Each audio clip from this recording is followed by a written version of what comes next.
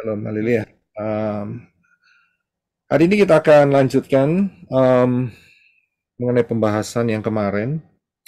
Ya, saya welcome dulu ya untuk teman-teman yang baru pertama kali gabung ya, atau beberapa kali, 2-3 kali bergabung ya. Selamat datang di Family Pelayanan Menorah.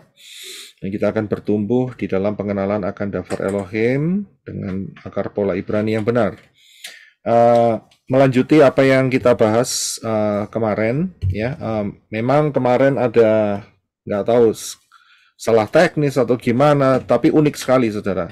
Tiba-tiba pembahasannya itu terputus dan kemudian nyambungnya itu um, di ini.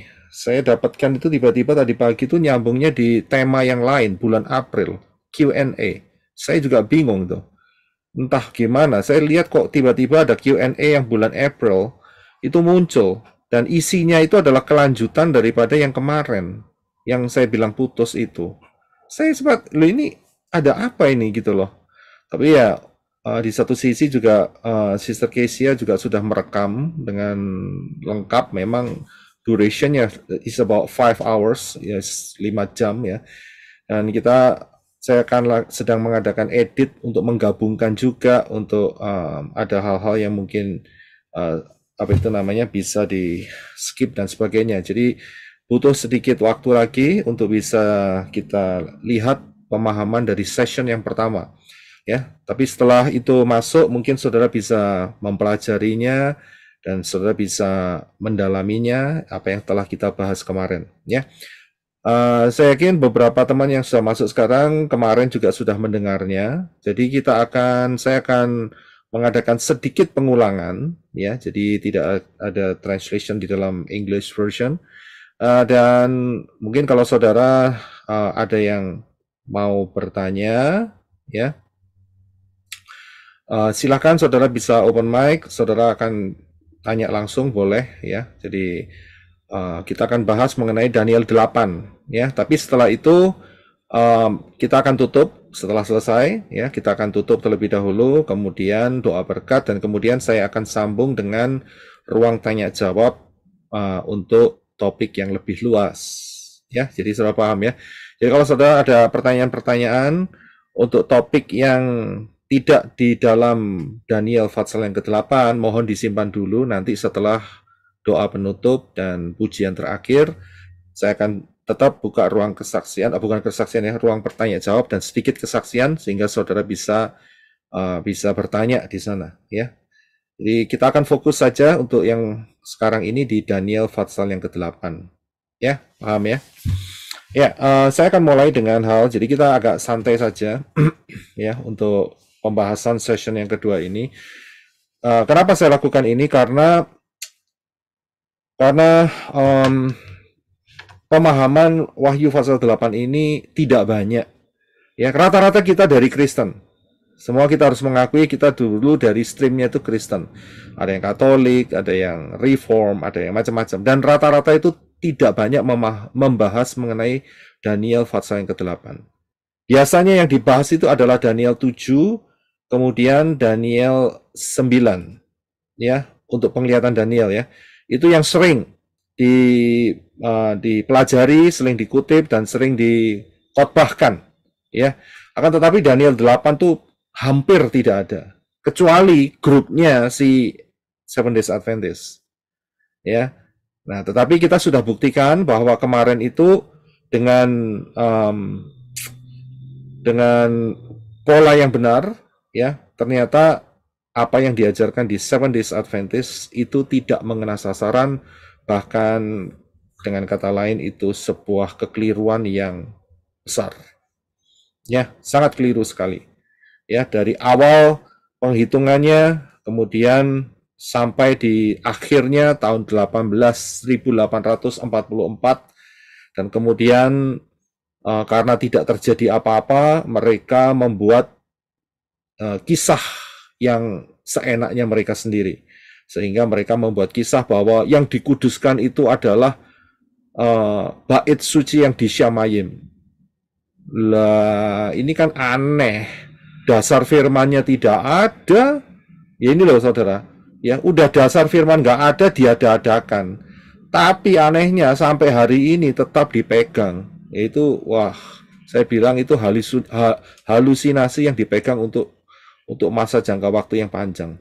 Ya, jadi sama sekali tidak punya dasar firman. Dasar firmannya cuma satu, ya, satu ayat saja yang kemarin tuh ya. Daniel 8 ayat ayat berapa? 14 kalau nggak salah. Ya, cuman itu saja. Dan mereka mengembangkan sebetulnya yang disucikan adalah Syamayim, apa itu namanya bait suci yang di Syamayim. Nggak ada itu ceritanya kayak gitu, ya nggak ada. Ya, dan disitulah banyak orang yang terkecoh. Nah karena itu, karena ini baru di kalangan yang dulunya kita adalah kekristenan, karena itu saya akan coba pelan-pelan mengulangi sehingga saudara dapat memahami. Ya, haleluya. Ya, saya akan mulai terlebih dahulu dengan hal ini sehingga saudara betul-betul paham. Ya, kita harus paham. Baik, sebentar ya.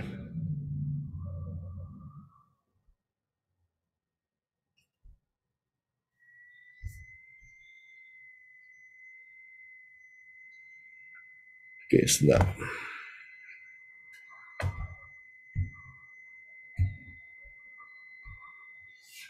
Ya, kita harus paham untuk dapat memahami kebenaran daftar Elohim. Kita harus kembali ke akar pola Ibrani yang benar, ya. Dan di dalam akar pola Ibrani yang benar itu kaya raya, ya. Kita mau pilih yang kaya karena di luar akar pola Ibrani yang benar itu miskin dan banyak halusinasinya. Kemudian kita juga harus paham bahwa prinsip nubuatan adalah pola. Ini penting sekali ya. Ini sangat-sangat penting sekali. Jadi prinsip nubuatan adalah pola. Banyak yang tidak paham. Kemarin sudah saya jelaskan.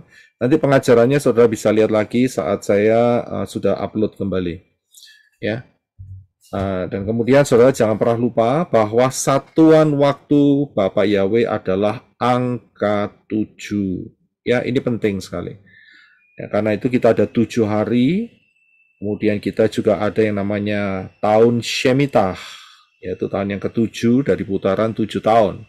Kemudian kita juga ada jangka waktu manusia diberi oleh Bapa Yahweh selama 7.000 tahun. Ya, 7.000 tahun. Kita sudah hampir memasukin tahun yang ke-7.000. Kita sudah hampir menyelesaikan tahun yang ke-6.000 ini. Ya, kita harus paham di situ ya. Ya, ini adalah sesi yang kedua. Nah, saya mau memberikan pertanyaan buat saudara. Mengapa terjadi perbedaan pemahaman firman Elohim? Ya, mengapa terjadi perbedaan pemahaman firman Elohim? Kalau menurut saudara gimana?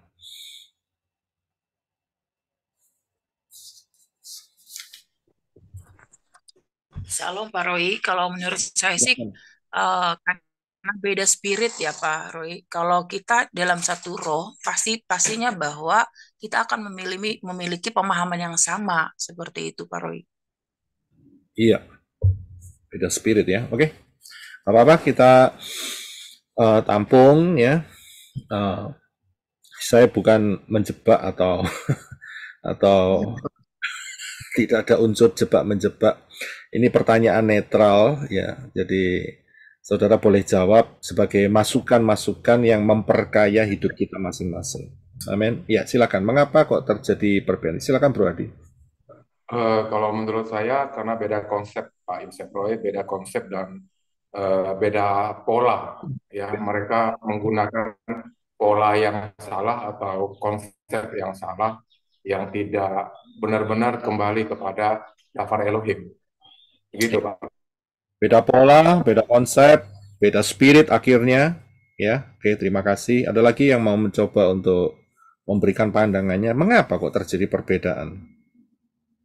Ya, salam Pak Roy dan teman-teman. Shalom Saya Pak. rasa karena kita ini dari kecil itu latar belakang pengajaran kita berbeda-beda.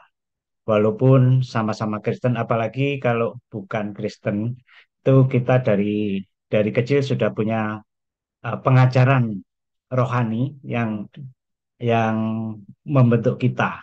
Bahkan di gereja-gereja tertentu doktrinnya sangat kuat dan bagaimanapun itu mempengaruhi kita memahami ayat-ayat di dalam Alkitab. Demikian, terima kasih. Ya, terima kasih. Terima kasih Pak Erwin. Ya, jadi dari sejak kecil kita ya bahasanya itu adalah dicekoi. Tahu ya dicekoi ya? Dicekoi itu disuapi dengan paksa, ya. Dicekoi dengan pola-pola pikiran yang sudah ada di lingkungan sekitar, ya. Dan disitulah saat berkembang menjadi dewasa itu tidak lepas dari alam bawah sadar kita, dari kotak kita, ya. Ya, ada lagi yang mau mencoba untuk memberikan pandangannya, mengapa kok terjadi perbedaan? Silakan, Bro John. Ya Pak, ya itu perbedaan karena background ya atau latar belakang seseorang itu. Misalkan kalau dia seorang dokter atau katakanlah seperti Lukas kan yang katanya dokter, dia cara pandangnya cara pandang dokter gitu. Ya, ya ada kaitannya dengan latar belakang Pak gitu. Terima kasih. Iya, oke. Kalau untuk Lukas, karena dia seorang dokter, itu cara penyusunannya, begitu, ya. Jadi dia cara pengumpulan informasinya itu karena dia bukan saksi mata. Ya, kita tahu ya saksi mata ya. Eyewitness news. Saksi mata itu lihat langsung. Lihat langsung. Akan tetapi dia mengumpulkan data-data dari orang-orang yang pernah menjadi saksi mata. Itu dia. Itu caranya daripada Lukas. Karena itu ada hal-hal yang tidak ditemui di kitab Matius atau kitab Markus dan juga Yohanes. Ya, tetapi itu melengkapi. Yang saya maksudkan adalah pengajaran, ya, pengajaran yang ada di sekitar kita hari-hari ini. Ya, oke, saya akan lanjutkan ya. Terima kasih untuk masukannya. Tidak ada yang salah, karena ini bukan cari yang salah atau benar, ya. Akan tetapi kita mau lihat mengapa terjadi perbedaan pemahaman firman Elohim. Ada beberapa hal yang harus saudara pahami, ya. Yang pertama adalah bahwa pengajaran yang salah itu tetap dipertahankan. Ya, tetap dipertahankan. Mungkin saat itu adalah yang terbaik pengenalannya. Akan tetapi pembukaan yang terjadi di zaman akhir ini, ya, itu menyatakan sesuatu yang dulunya itu salah. Nah, tapi problemnya adalah orang-orang itu tetap mempertahankannya, ya. Itu ada di dalam salah satu yang dikatakan oleh Yeshua, ya. Itu ada juga bisa menyangkut di dalam Lukas 5 ayat 38. Tolong Brother Henok bisa bantu baca buat kita bahasa Indonesianya. Lukas 5 ayat yang ke-38.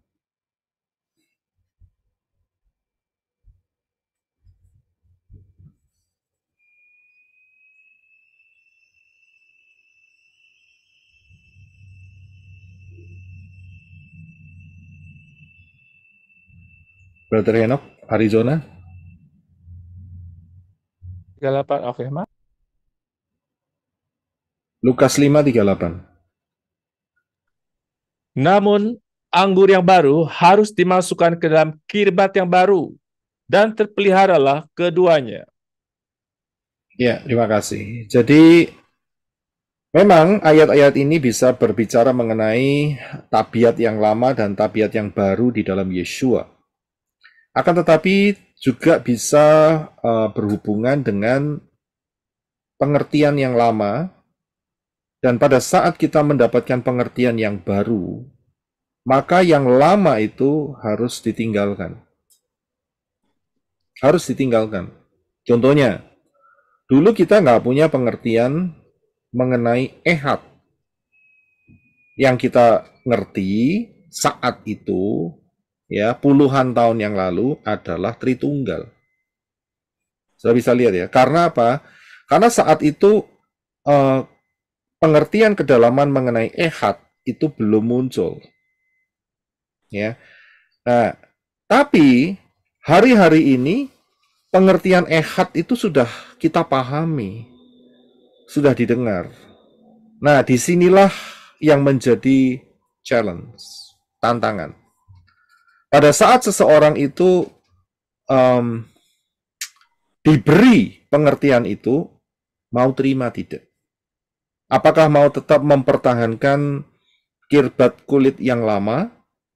Ataukah dia melihat, wah ini sesuatu yang baru, saya harus berpikir yang baru, tapi tidak keluar daftar Elohim. Nah, begitu saudara.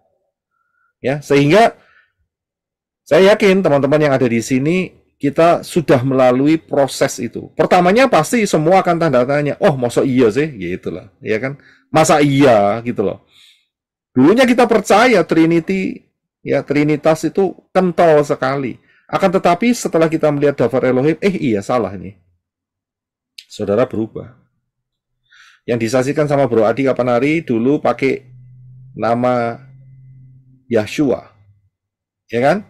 Dan kemudian melalui satu proses, dia mengenal, ini salah nih, ya. Kemudian yang benar adalah Yeshua. Juga berdasarkan dari angka gematria dan banyak hal, ya, pola-pola yang benar. Nah, kemudian disitulah terjadi suatu proses, challenge, tantangan.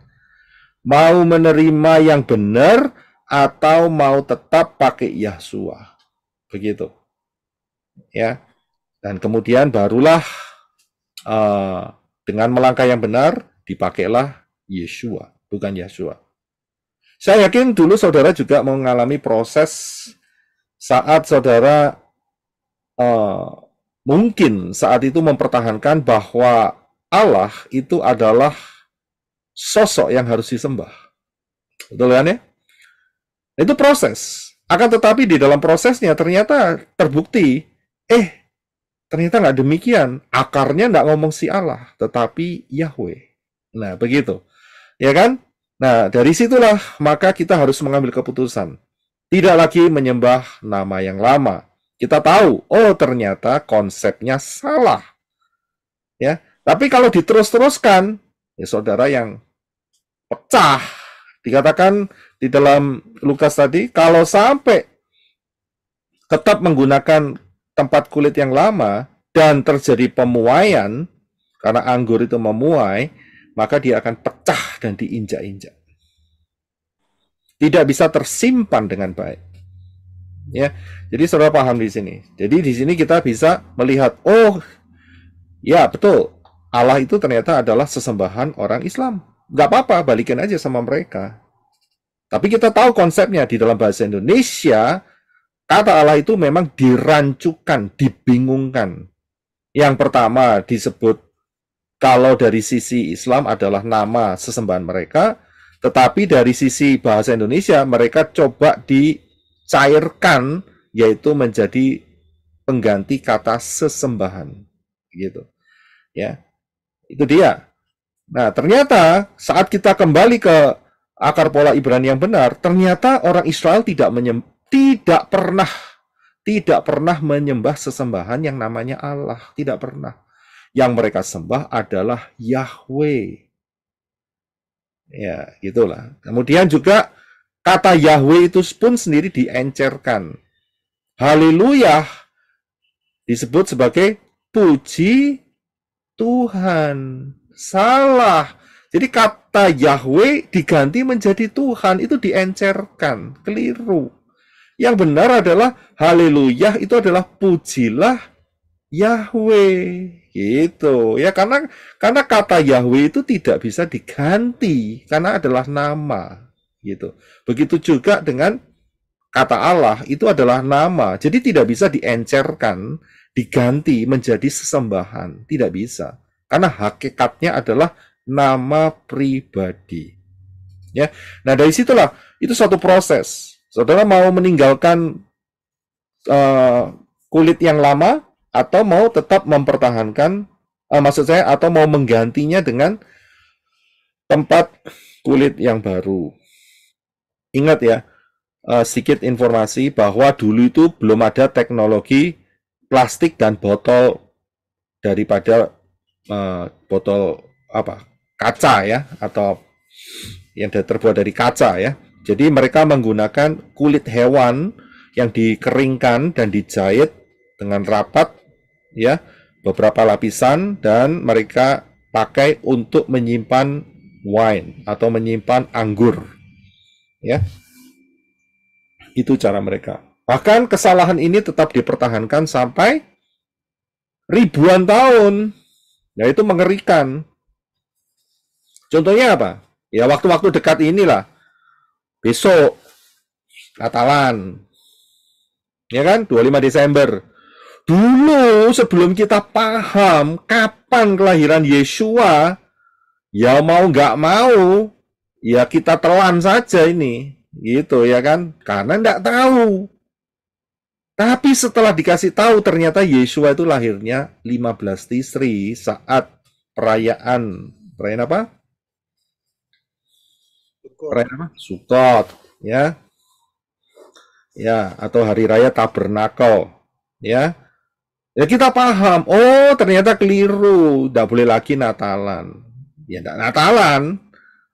Kita tahu, oh ternyata Natalan itu akarnya dari mana? Akarnya dari penyembahan dewa-dewa, ya kan? Nah itu dia. Terus dulu juga kita masih pakai salib, ya kan? Sama kan?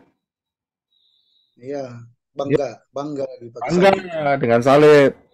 Ya, kalungnya di sini salib, inting-intingnya salib, ya kan? Ya kan? Di sini biasanya yang ditindik, tahu tindik? Apa tindik? Siapa yang tahu tindik? Tahu ya tindik ya? Tindik. Ya kan? Ya di Indonesia rata-rata tindiknya di sini. Kalau di Amerika sudah mulai banyak tindiknya di sini nih. Kayak sapi gitu, ditindik gitu. Ditindiknya sini. Di sini. Di sini. India Pak, juga di India. Ya, tindikin semua, di bibir ditindik semua. Wah. Nggak percaya tanya sama di Portland banyak itu. Saya mampir di Portland, wah ini kok kayak Sodom dan Gomora gitu. Ya. Jadi dulu percayanya ya pakai salib. Ternyata kita tahu, dikasih tahu salib itu nggak lebih daripada guletin. Tahu guletin? Eksekusi mati. Ya, guletin itu alat pemotong kepala, itu guletin. Bikinannya Prancis punya itu. Ya, kita tahu, oh ternyata kita nggak bisa pakai itu. Tapi lambang yang Bapak Yahweh sahkan adalah menorah. Ini dia yang di belakang saya nih, menorah. Ya kita berubah. Ya, kita harus ada progres. Ya, ada progres. Nah, barulah kita mengenakan kirbat kulit yang baru, ya. Nah, ini yang menjadi perbedaan di situ. Ada yang mau tidak masih tetap mempertahankan yang lama, dan buat kita tidak mau. Itu perbedaan. Yang kedua adalah tidak memiliki pemahaman yang lengkap dari ayat-ayat Dafar Elohim, firman Elohim yang tersebar dari kitab Kejadian sampai Wahyu. Jadi saya sudah berulang kali katakan bahwa pemahaman ayat-ayat ini ayat-ayat yang tersebar di seluruh kitab mulai Kejadian sampai Wahyu, dan itu sebetulnya berhubungan satu sama lain asal tahu penempatannya. Ya, asal tahu penempatannya. Nah, kalau penempatannya nggak tepat, kemudian banyak yang dipaksakan, atau masih ada banyak apa itu namanya, pasal-pasal yang missing, yang hilang, tapi dipaksakan. Nah, ini bahaya. Ya, banyak dipaksakan. Akhirnya terjadi pemahaman yang berbeda-beda. Contohnya apa? Ya, contohnya apa? Dipaksakan. Contohnya begini. Ada pengajar yang mengatakan bahwa rapture itu nanti pada saat sangkakala yang ketujuh, yang terakhir di kitab Wahyu. Padahal, ya, kalau kita sudah membongkar masalah kitab Wahyu, Fatsal yang mengenai sangkakala, itu bukan bicara soal rapture. Orang ini yang selalu memberitakan kebenaran ini dengan cara yang salah ini karena mereka biasanya tidak memiliki pemahaman yang lengkap. Memang tidak punya. Tidak bisa melihat semua ayat-ayat dan dikumpulkan menjadi satu dan disusun dengan rapi. Tidak bisa. Karena itu, karena tidak nemu, nah sedangkan dia adalah seorang pembicara, mau nggak mau dituntut untuk dipaksa untuk membawakan materi itu, kemudian dia paksa dengan pengertian dirinya sendiri. Ya, dia paksa, wes dicocok-cocoke, gitu loh, ngerti ya? Padahal nggak cocok, ya, tapi dicocok-cocokan. Lah ini nipu namanya, ya kan? Nah, mereka juga nggak mau dianggap sebagai orang yang tidak mempunyai pengetahuan akan Dafar Elohim. Kan bahasa Norwegianya itu kan ngisin-ngisini, gitu ya. Kan isin, gitu ya. Kan malu. Wow, pembicara kok gak ngerti ya kan? Kapan rapture dan sebagainya gini, ya, kan malu ya. Jadi mereka dipaksa. Akhirnya mereka memaksa satu konsep yang salah. Ya, di sini hati-hati. Ya, sejak dulu saya mempunyai sebuah prinsip. Kalau sampai belum ada pembukaan, saya akan berhenti, saya akan stop, saya akan tunggu ruah Yahweh Elohim. Ya, walaupun waktunya lama. Dan saya tidak memaksa ruah Yahweh Elohim untuk cepat-cepat, ayo cepat. Roh Kudus, ayo ruah Yahweh Elohim cepat nih kasih saya pengertian nih, karena saya harus khotbah soal ini. Tidak. Ya. Kalau belum dibukakan, saya akan berhenti, saya akan stop, saya akan memilih seperti Miriam. Ya, beberapa kali saya sudah katakan Miriam itu menyimpan segala sesuatu di dalam hatinya. Bukan menolak. Tapi kebanyakan yang sekarang kan menolak. Ya kan? Diberitakan mengenai 2026 ditolak. Saya nyatakan tidak percaya akan 2026. Ya terserah kamu tidak percaya. Ya kan? Yang rugi ya kamu sendiri kalau tidak berjaga-jaga. Tapi ngomongnya dengan cara yang alasannya dengan cara apa? Oh, nanti kalau tahu tahunnya nanti kan berarti masih ada kesempatan untuk berbuat dosa. Wah, itu kan mentalnya, saya bilang miskin sekali itu mentalnya. Ya kan? Jadi, hati-hati dengan orang yang seperti itu. Karena orang itu tidak mempunyai konsep. Ya, tidak mempunyai dasar fondasi pengenalan akan ayat-ayat dan dapat menyusun dengan baik. Sehingga satu ayat dan ayat yang lain itu integrated. Klop satu sama lain. Mereka tidak punya. Dan untuk mencapai hal itu, butuh waktu sebetulnya. Butuh waktu. Tahunan, saudara. Bahkan puluhan tahun. Hari ini, saya memberikan kepada saudara, itu sudah dalam bentuk matang. Jadi saudara nggak perlu harus ini bagaimana, saudara pasti akan sedikit bertanya, tetapi sebetulnya apa yang saya berikan itu seperti gini. Saya itu seperti koki, tukang masak. Dan saya sudah ramu bahannya semua. Ini kalau bicara soal koki ya. Itu kemudian saya tinggal menyajikan kepada saudara, inilah dengan dasar-dasar fondasi yang dapat dipertanggungjawabkan. Ya, jadi saudara paham. Ini yang saya sampaikan pada saudara, ini dapat dipertanggungjawabkan dengan alasan apa misalnya. Ya, ayat ini tidak bertentangan dengan ayat ini dan ini saling mendukung di sini dan berbicara mengenai ini, posisinya di sini, itu ada semua. Beda dengan mereka yang di luar. Mereka asal comot, nggak ngerti, dipaksa. Saya pernah katakan dengan satu istilah yaitu memperkosa ayat. Ya, dipaksa begitu saja. Bubar akhirnya. Tapi repotnya orang sing dengarkan kok ya mau gitu loh. Ya karena mereka nggak punya pengertian. Ya, belum lagi karena sungkan. Wah, nggak enak nih. Udah kenal baik. Ya, itu kan dulu kan ketua persekutuan doa. Itu kan dulu adalah misalnya gembala lokal atau apakah ya pernah ditolong lah, ya kan, sehingga apa yang mereka ucapkan itu suatu kebenaran karena sungkan. Nggak boleh ya saudara percaya kebenaran karena sungkan, keliru saudara. sungkan sama orangnya. Nggak boleh. Saudara percaya kebenaran itu karena memang ada tertulis di dalam daftar Elohim. Kalau nggak tertulis, jangan diada-adakan. Ya contohnya seperti si Seven Days Adventist itu mengenai tahun 1844. Itu nggak ada diada-adakan dan dipercayai sampai hari ini. Halusinasi itu dipercayai sampai hari ini loh. Mengerikan saya bilang. Ya, jadi saudara harus paham. Jangan karena sungkan.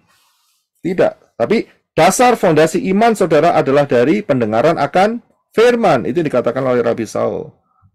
Dan firman dari kebenaran yang telah diberikan oleh Yeshua HaMashiach. Ya, paham ya dalam hal ini ya. Ada yang mau tanya nggak? Nggak ada, oke. Jadi paham ya, saudara ya. Oke, saya lanjutkan. Yang ketiga, ya, yang ketiga adalah dari sudut pandang yang salah.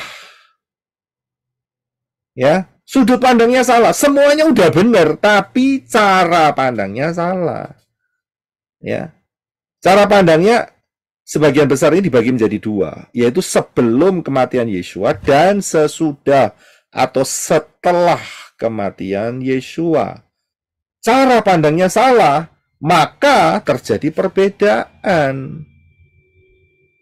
Contohnya apa?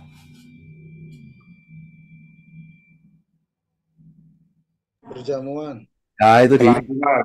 Ya, cara pandangnya salah. Ya. Cara pandangnya bukan lagi sebelum Yeshua. Ya, kita boleh saja mengingat tetapi dengan cara pandang yang benar. Karena kita sudah masanya kita ini adalah setelah kematian Yeshua. Cara pandangnya keliru. Ada saya yang dengar bahwa nanti kalau bait suci yang ketiga ini berdiri tidak lama lagi, saya sudah mendengar ada orang-orang dari yang sudah percaya kepada Bapak Yahweh, itu mereka mau ikut-ikutan ibadah di sana. Menurut saudara gimana? Itu karena cara pandang yang salah tuh Pak. Ya, itulah. Nggak tahu itu kalau untuk anti Hamasya mau datang. Wong anti Hamasya di sana kalau mau berdiri menyatakan diri ibadah di sana. Ya, saudara bisa paham di sini ya. Jadi, tapi saya dengar loh. Mereka percaya Bapak Yahweh, mereka percaya Yeshua HaMashiach, tapi nanti kalau bait suci itu berdiri, saya akan ikut. Wah, mengerikan spirit itu. Kasihan dia Pak. Ya, konsep yang lama masih ada Pak. Jadi paradigma yang belum memahami secara murni Pak, berarti Pak. Jelas. Tapi sudah dibaptis pembaharuan loh. Iya. Kak jaminan berarti Pak ya. Nah, ya jadi dalam hal ini hati-hati. Ya. Inilah penyimpangan yang tipis. Kelihatannya wah, ibadah di bait suci yang ketiga. Loh, Israel ini membangun bait suci itu untuk siapa sih sebetulnya ini? Untuk anti Hamasya. Bukan untuk Yeshua loh, bukan. Ya, karena dia menolak Yeshua, Pak. Jelas. Tapi heran, orang ini dia percaya Yeshua tapi ikut ibadah untuk anti Hamasya. Lah yang apa ini ceritanya itu? Artinya mesti campur-campur, Pak. Saya bisa lihat ngeri loh ini. Ya, dan mulai ada banyak yang terpengaruh dalam hal ini. Saya bisa lihat ya, jadi kita harus bisa tahu persis cara pandang yang benar. Saya harus berikan ini ya, mungkin ini bisa dijadikan satu klip tersendiri sehingga menjadi pengajaran yang singkat untuk bisa memahami. Ya, bahaya sekali. Bahaya sekali, sangat-sangat bahaya sekali. Ya. Menurut saudara kira-kira nih bait suci ini ada berapa? Dari 7.000 tahun dari 7.000 tahun. Bait suci ada berapa? Menurut 3, Pak. 3. Iya. Yang ketiga ini mau 1. buat anti Amasya. 2, Pak, 2. 2. Bait suci Tabernakel sama Salomo. Oke, bait suci. Kalau saya ngomong bait suci itu tidak sama dengan kemah suci ya. Ya. Jadi bait suci itu sudah permanen. Jadi sudah dibangun dengan fondasi bangunan. Berarti cuma 1, berarti, Pak. Pak. 1, Pak. 1. Ada lagi yang mau coba jawab? 2. Wah, ada lagi? Loh kok, saudara jangan pikir seperti Pak John, jebakan. Tidak, saya tidak jebak kali ini. Secara fisik 1, Pak. Bait Tapi suci kalau ketiga. penggenapannya kita nih bait suci Elohim banyak sudah. Fondasinya 1, Bait tapi ini suci yang ini cuma kedua 1, Pak. dibangun. Karena bait suci itu ada di Yerusalem, cuma di sana. Iya, memang fondasinya Bait 1. suci yang ketiga, Pak. Ada Yang 1, sekarang bait ada suci 3. Gimana Bu, Sister Ice? Oh, sorry. 1 di Silo ya, Pak? Ada di Silo, 1 di Yerusalem. 3, Pak. Ini masih kemah. 3. Oh, masih Ada 1, ada 2, ada 3. Ada lagi? Ada yang ngomong 1, 2, 3, Pak. ada yang ngomong 4. Kok nggak ada yang ngomong 4? 1, 2, 3, 4. Oke, yang pertama siapa? Dibangun sama Solomon. Salomo, betul. Yang kedua siapa? Bangun sama Nehemia sama Esra. Ya, direnovasi. Renovasi ya. Jadi yang pertama itu dibangun sama Salomo. Tapi duitnya, hartanya siapa? Daud, Pak. Dawid. Ya, betul ya. Yang kedua adalah karena dia dijebrol ya, diporak-porandakan oleh Nebukadnezar, maka direnovasi oleh Nehemia. Nehemia Esra itu ya zamannya. Kemudian dipercantik oleh siapa? Herodes the Great. Dipercantik. Ya. Karena untuk political memenangkan hati daripada orang-orang Yahudi. Itu zaman dari Romawi. Kemudian dirata tanahkan oleh siapa? Jenderal Titus tahun 70 Masehi. Titus. Sampai sekarang belum ada. 70. Ya, tapi hampir bangun. Betul? Berarti Betul. ini yang keberapa? Yang kedua. Ketiga dong. Ketiga karena ada renovasi ya. Yang ketiga. Saya bilang bait suci ketiga kan. Bait suci yang ketiga. Ya kan? Nah, terus habis gitu. 3. Setelah itu Kita bait suci Elohim. Kita lah. Lah kalau kita bait suci Elohim mah sudah dari 2000 tahun yang lalu, mah. Iya. Nah, kita lagi ngomong soal fisik kok. Saudara jangan lupa Yehezkiel 40. Itu ada perhitungan daripada bait Elohim. Yehezkiel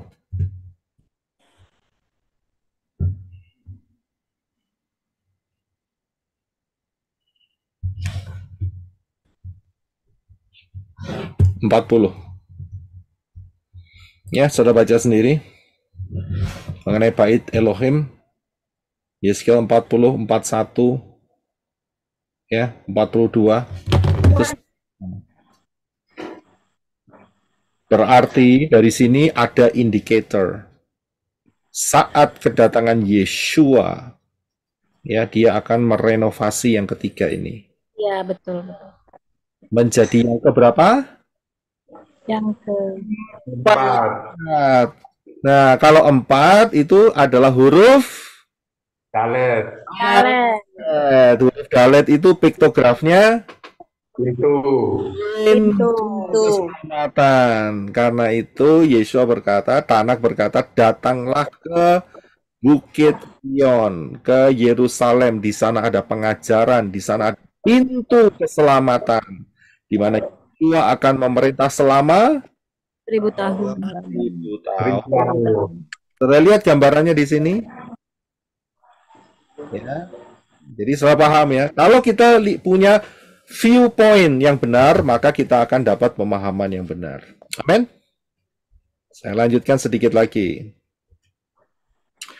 Jadi, pandangan yang salah itu bisa membuat pemahaman salah. Yang berikut. Ya, terjadi perbedaan karena apa? Tidak mampu melihat kedalaman daftar Elohim. Nggak mampu. Saudara tahu yang namanya gunung es yang ada di laut? Itu contohnya di sebelah kanan. Itu yang kelihatan itu hanya kecil yang di atas. Tapi sebetulnya kalau saudara menyelam, ya kalau mampu ya, karena dingin sekali, itu besar sekali yang di dalam saudara, tapi tidak kelihatan. Betul ya? Ya, gambar itu saudara bisa lihat ya tadi ya. Yang di atas itu kecil, tapi yang di dalam itu gedenya luar biasa saudara. Banyak pembicara-pembicara tidak mampu melihat kedalaman itu, tidak mampu. Yang mereka lihat yang diublek-ublek itu cuma di atasnya ini aja. Dan sedikit yang di bawahnya. Tapi tidak mampu sampai dalam sekali, nggak mampu. Ya, karena apa ya? Karena 3 faktor yang di atas tadi, salah cara pandang, ya, kemudian juga salah untuk pengertian yang salah tetap dipaksakan, tidak bisa. Itu Pak, ada divine intelligence-nya itu. Nah, itu dia. Untuk bisa melihat kedalaman itu, ya, nah disitulah dibutuhkan yang namanya, salah satunya adalah divine intelligence.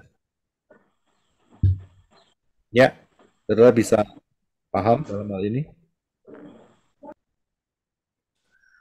Jadi nggak gampang, tapi bukannya nggak bisa. Ya, Bapak Yawi kalau kasih kesempatan, pasti saudara mampu, pasti bisa. Amin. Tapi dengan kerendahan hati dan mau melalui proses-proses yang ada. Abraham salah satu contohnya. Ya dia tidak tahu-tahu tahun saat dia sudah sampai di Kanaan, langsung Bapak Yahweh bilang, persembahkanlah anakmu. Ya memang anaknya belum lahir. Atau saat misalnya Ishak masih berumur 1 bulan atau 1 tahun, persembahkanlah anakmu. Ya belum. Tapi ditunggu Ishak sampai umur 30. 37. Ya sekitar pokoknya 30 ke atas. Terima kasih, Brisco. Ya. Nah disitulah baru satu dari sisi untuk Abraham sendiri, satu dari sisi untuk Ishak. Ya, itu kedalaman. Ya. Bapak Yahweh kan konsisten, tidak boleh menyembelih orang dan dipersembahkan. Itu kan pasti. Tapi kok kali ini permintaannya harus menyembelih anaknya sendiri untuk Abraham. Nah, kalau nggak bisa nangkep di situ, kedalaman itu nggak akan dapat. Tidak akan dapat.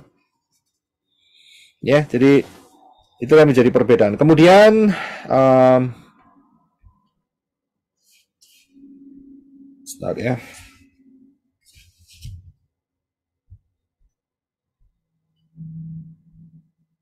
Yang berikut adalah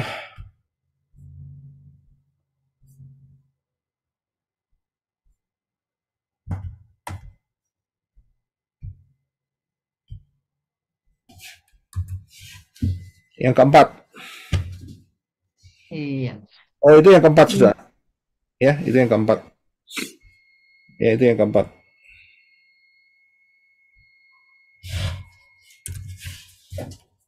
Ya, itu yang keempat. Jadi ada 4 hal, ya. Pengajaran yang salah tetap dipertahankan, kemudian tidak memiliki pemahaman yang lengkap, dari ayat-ayat Dafar Elohim yang tersebar atau terserak, ya, kemudian dipaksakan, kemudian melihat dari sudut pandang yang salah dan tidak mampu melihat kedalaman Dafar Elohim.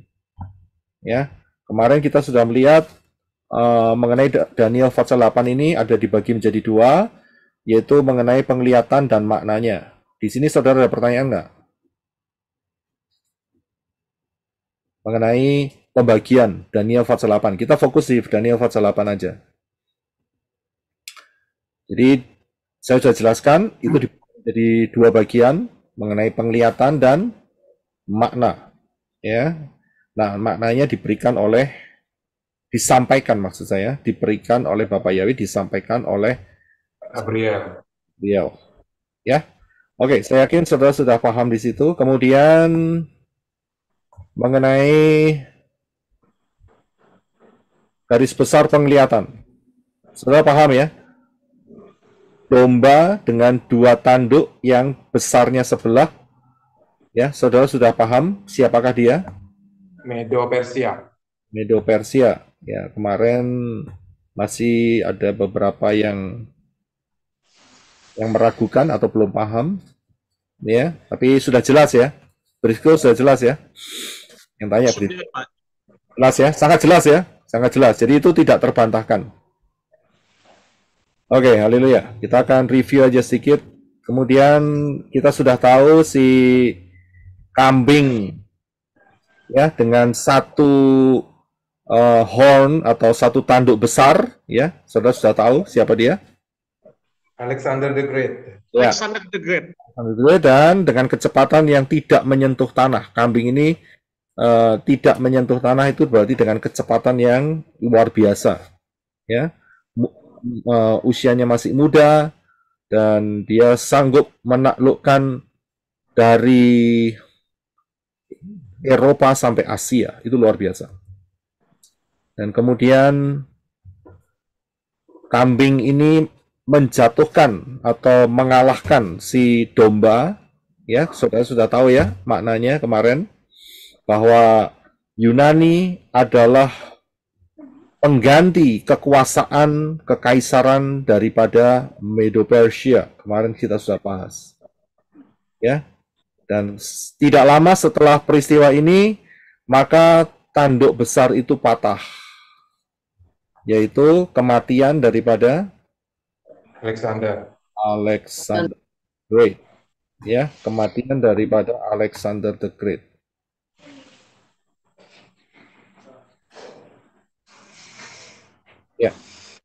Ya, kematian, dan dia yang cukup unik, ada 3 permintaannya. Kemarin saya sudah jelaskan, ya, ini adalah kematian daripada Alexander the Great, usia 32 tahun. Setelah kematiannya, kemudian muncul 4 tanduk, ya, yaitu 4 jenderal daripada Alexander, ya. Saudara paham di sana ya? Oke. Ada yang mau bertanya soal ini 4 jenderal ini? Pak Ro, izin ya. Mau nanya. Tolong mute semua dulu. Ini Sister Rica, signalnya agak lemah ya. Silakan. Shalom Pak. Ini saya mau nanya, mungkin Bapak tahu tentang kenapa sampai Alexander the Great itu meminta tangannya di luar pada saat di dalam peti mati itu. Mungkin ada maknanya nggak ya? Iya, oke, terima kasih. Secara persis saya nggak tahu isi hatinya. Tapi yang jelas, Alexander the Great ini dia dididik oleh guru yang luar biasa. Kalau tidak salah Aristoteles. Ya. Dia tuh dididik dengan satu cara pendidikan yang betul-betul, kalau saudara bisa lihat itu sampai hari ini itu masih ada sisa-sisanya dari perkataan Aristoteles. Ya, kalau nggak salah orang itu namanya Aristoteles.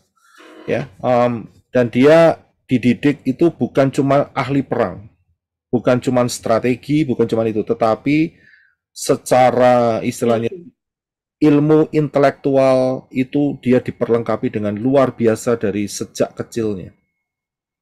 Begitu. Dan Filsuf ya Pak ya? filosofinya. Jadi dia perang itu bukan cuman asal menang, conquer kayak gitu ya.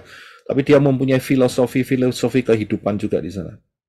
Nah, itulah yang saya kira ya, sehingga saat kematiannya dia minta 3 hal itu, dan salah satunya adalah tangannya minta dikeluarkan ya, dibuat peti matinya dibuat lubang kanan kiri, tangannya dikeluarkan sehingga orang bisa melihat ya, aku tidak bawa apa-apa.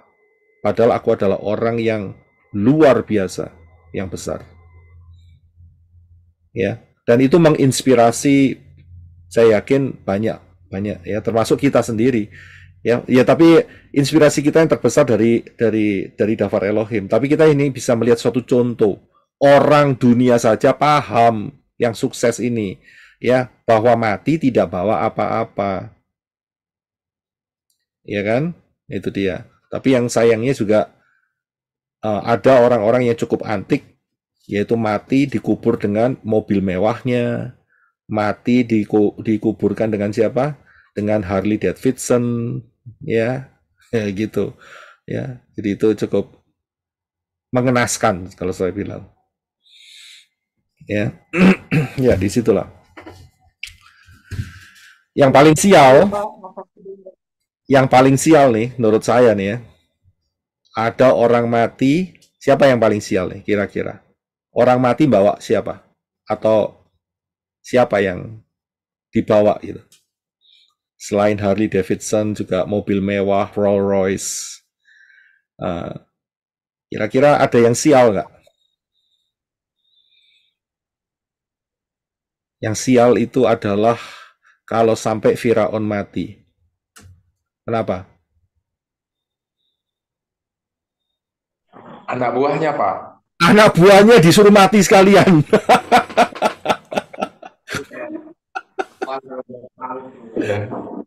Anak buahnya dimasukin di piramid, dimasukin di situ, disuruh mati sekalian, dianggap sebagai mereka menjadi anak buah yang akan menyertai di alam selanjutnya. Wah, itu sial banget itu.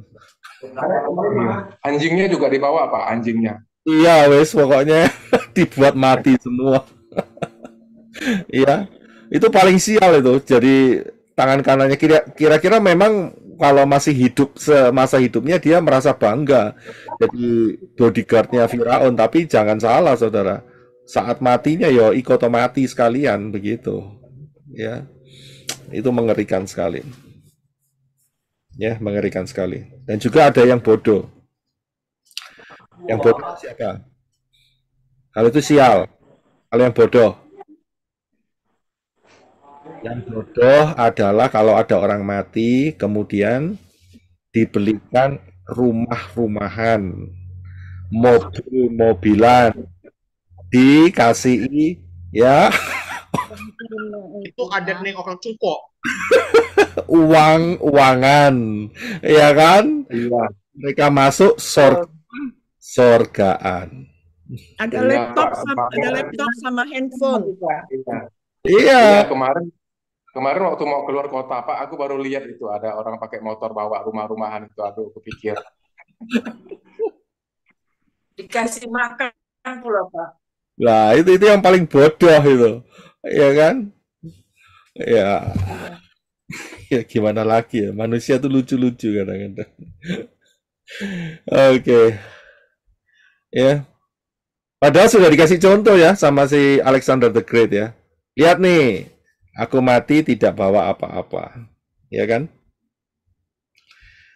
Oke, now sekarang sudah paham mengenai yang berikutnya adalah garis besar penglihatan Daniel ke-8 ini mengenai satu tanduk yang keluar dari salah satu keempat tanduk. Ya, yang ada di kepala kambing. Saya sudah bahas kemarin. Ya, jadi sudah paham ya. Ada pertanyaan nggak? Ada satu tanduk itu kekuatan. Ya, yang muncul dari salah satu. Ingat ya, salah satu. Ya. Ya, oke, silakan Ibu Endang, silakan mau tanya. Dari 4 jenderal ini mana Pak yang memunculkan kekuatan anti Hamasiyah? Ya, kita bisa lihat itu ya di fakta sejarahnya ya. Kita bisa cari ya.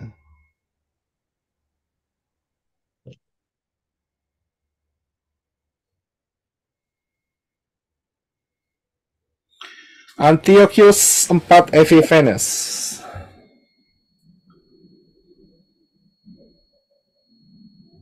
Ini dia asalnya dari mana nih? Ya, itu yang dari Seleucid Empire. Seleucid Empire. Oke, kita lihat ya. Ya, kita lihat Seleucid Empire. Kita lihat di peta nih. Saya carikan petanya.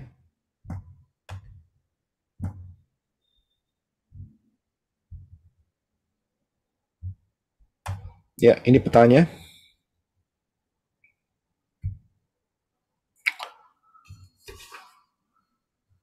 Seleucid Empire ini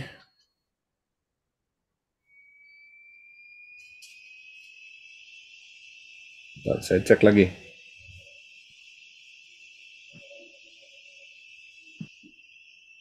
Ya, itu yang ada menguasai pertamanya itu adalah Seleucus. Ya, Seleucus. Kalau sudah lihat di peta sebelah kanan, Seleucus ya, itu menguasai daerah Babel, Elam, Persia, Media, Assyria, dan Tubal. Yang warna biru. Ya, yang warna biru. Bisa lihat ya. Nah, pertamanya itu daerah Israel, Kanaan, itu dikuasai oleh Ptolemy. Ya, kalau sudah lihat yang warna kuning sebelah kanan ya, peta ya. Warna kuning itu adalah Israel dan Egypt itu Mesir, itu dikuasai oleh Ptolemy. Tetapi di dalam perkembangannya terjadi peperangan antara kekaisaran ya Seleucus dengan Ptolemy. Ya, mereka mencoba untuk ekspansi daerah dan dimenangkan oleh Seleucus. Ya, empire-nya Seleucid. Nah, disitulah kalau saudara bisa melihat di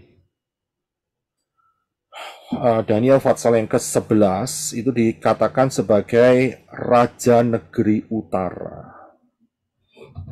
Itu dia. Ya, Raja Negeri Utara.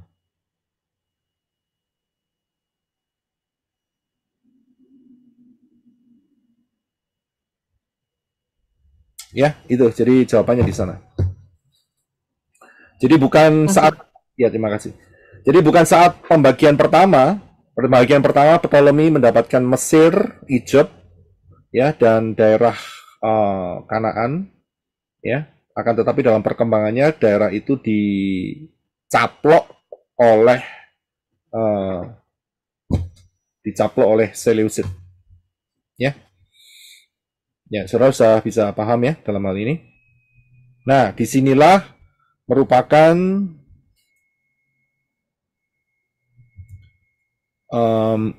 cikal bakal daripada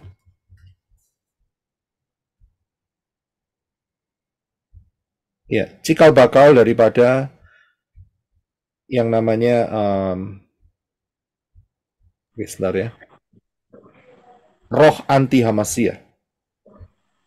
Ya, cikal bakal dari roh anti Hamasiyah di sini.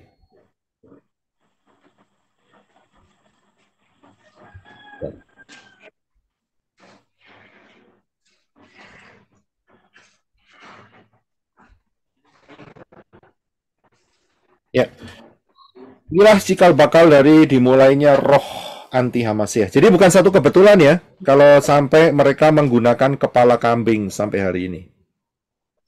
Ya, yaitu pentagram tadi. Bukan satu kebetulan kalau sampai hari ini lambang si gereja-gereja itu ada kepala kambing. Ya, di sinilah hubungannya. Oke, sampai di sini saudara bisa paham ya? Lambangnya Pak Roy. kucing penjilat, Pak. Ya. Kemudian kemarin saya juga sudah jelaskan bahwa raja yang mengadakan suatu perubahan di bait suci, yaitu memasukkan dewa Zeus di dalam bait suci dan menyembelih babi, adalah Antiochus IV Epiphanes.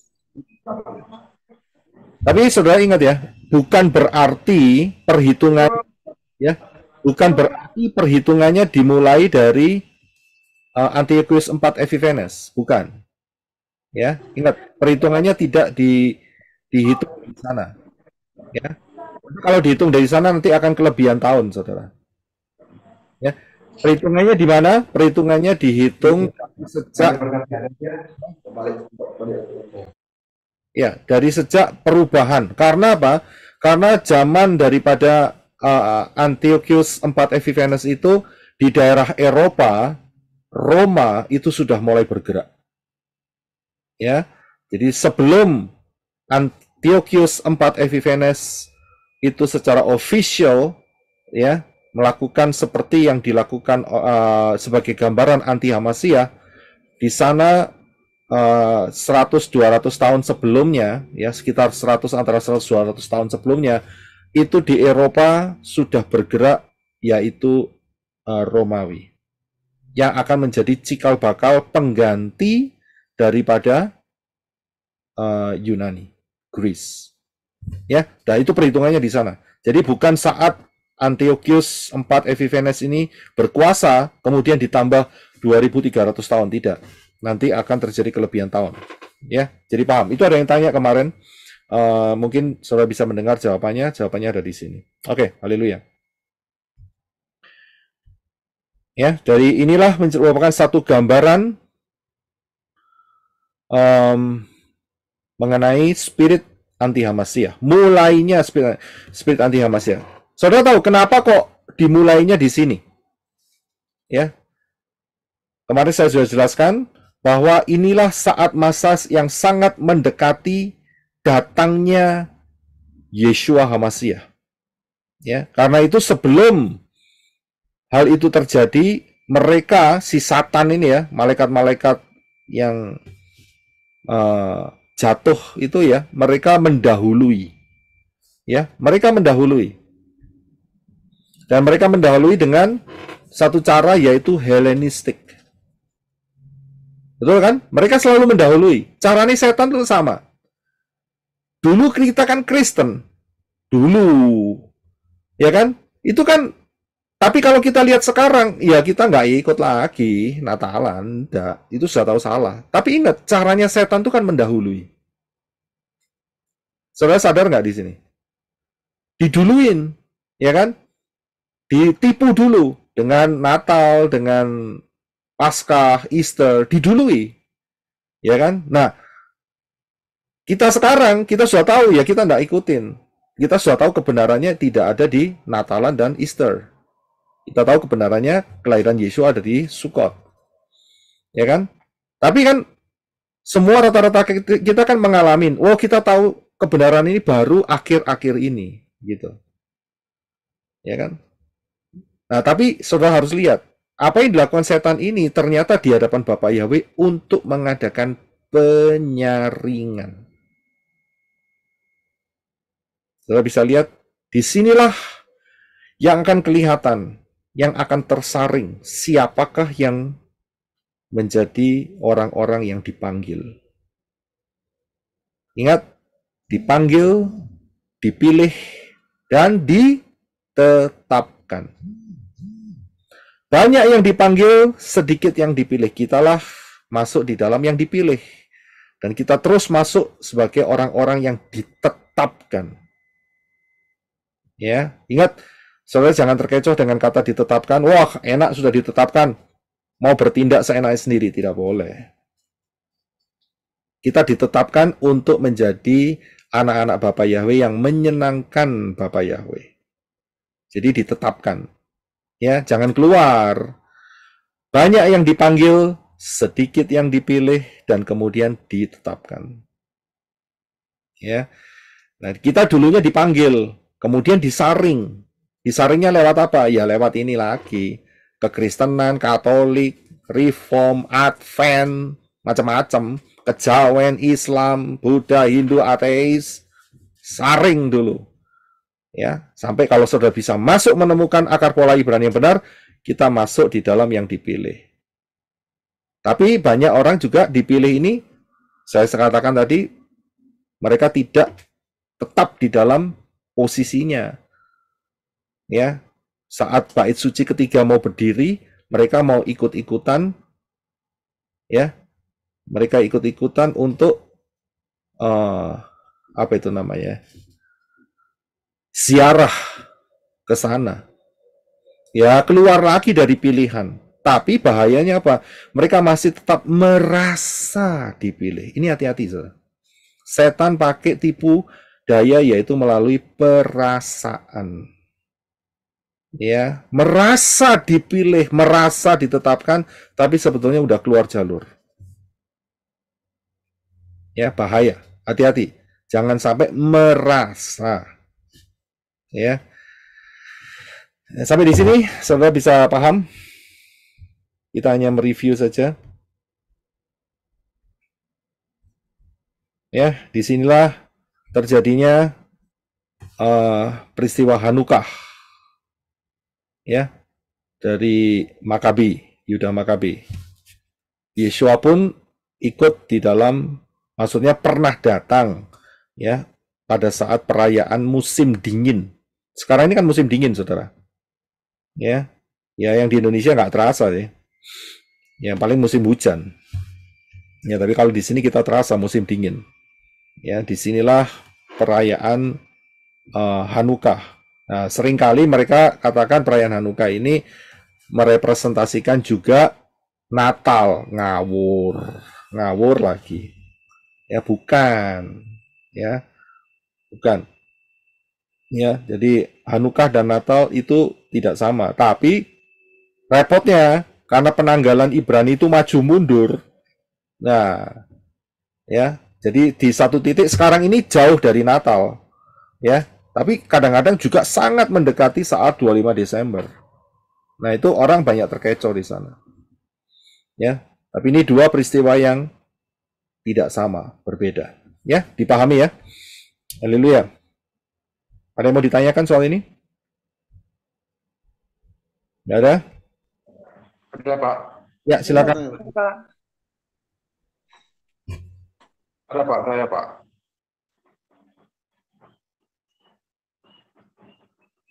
Ya, halo.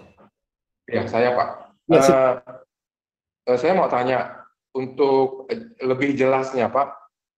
Jadi, 2.300 hari itu terhitung dari masa transisi peralihan Yunani ke Romawi ya Pak, atau gimana Pak jelasnya? Ya. Supaya kita benar-benar bisa tepat hitungnya 2.300 itu. Ya, gini. Perhitungan 2.300 itu masa awalnya itu sulit untuk ditentukan. Tetapi luar biasanya Bapak Yahweh sudah memberikan kode, yaitu di akhir daripada 2.300 itu bait suci atau tempat kudus itu ditahirkan. Ya. Itu kata kuncinya di sana. Jadi 2.300 itu di akhirnya itu tempat kudus itu bahasa LAI-nya rodok enak. Saya bilang harus lebih enak, yaitu Daniel 8 ayat 14. Maka ia menjawab sampai lewat 2.300 pagi dan petang. 2.300 petang dan pagi. Mohon maaf ya. Petang dulu baru pagi. Lalu tempat kudus itu akan dipulihkan dalam keadaan yang wajar. Ya. Dipulihkan dalam keadaan yang wajar. Ya. Nah, bahasa Inggrisnya itu the sanctuary be cleansed. Ya, ditahirkan, dibersihkan. Dibersihkan dari apa? Ya, dibersihkan dari kesalahan, dibersihkan dari dosa. Ya. Jadi inilah di akhir daripada 2300 itu. Yaitu kapan dibersihkannya? Adalah jelas kita tahu inilah bait sucinya Yehezkiel. Di mana Yeshua HaMashiach memerintah selama 1000 tahun di dalam kerajaan 1000 tahun. Bisa lihat di sini? Ya. Sekarang begini. Kita sudah bahas mengenai bait suci tadi. Ada 4. Yang ketiga kan diinjak-injak oleh anti Hamasiyah. Betul kan? Maksud saya begini. Anti Hamasiyah masuk dan minta disembah sebagai Elohim. Berarti kan tempat itu dinajiskan. Ya kan? Nah, Daniel 8 ini, ayat yang ke-14, berarti kan belum berlaku. Kalau sampai ada bait suci yang masih dinajiskan. Tahun 70 Masehi, bait suci dihancurkan. Dinajiskan juga oleh Titus. Ya kan? Tidak dipulihkan. Dihancurkan tambahan. Kemudian sekarang mau dibangun. Beberapa saat ke depan akan dibangun bait suci yang ketiga. Tapi kan tujuannya untuk supaya anti Hamasiyah minta disembah sebagai Elohim di sana. Berarti itu kan najis. Berarti 2300 ini belum terjadi. Apa yang terjadinya? Tidak lain adalah sudah dijelaskan bahwa raja itu ya akan mati. Ini dia ayat yang ke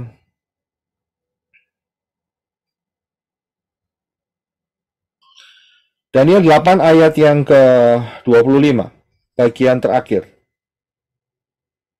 Tetapi tanpa perbuatan tangan manusia, ia akan dihancurkan.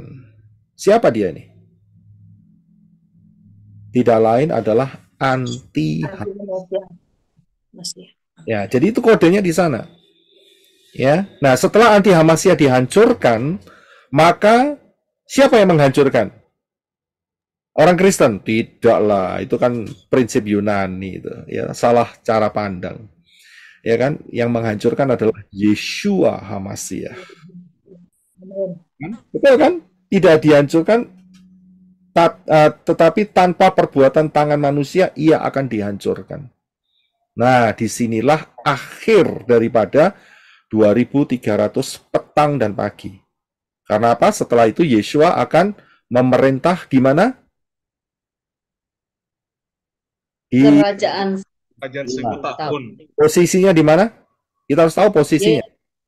Yerusalem. Pertanyaannya, kalau orang tidak ke Yerusalem ketemu Yeshua tidak? Tidak. Tidak. Saya mau tanya sama saudara. Hari ini saudara bisa ketemu Yeshua tidak? Bisa. Nah, Ada di dalam. Saudara bisa ketemu Yeshua nggak sekarang? Bisa. Ketemu dalam lewat Bisa. Lah yang di dalam diri saudara ada siapa? Ruah Yahweh Elohim. Lah ruah Yahweh Elohim itu siapa? Yeshua.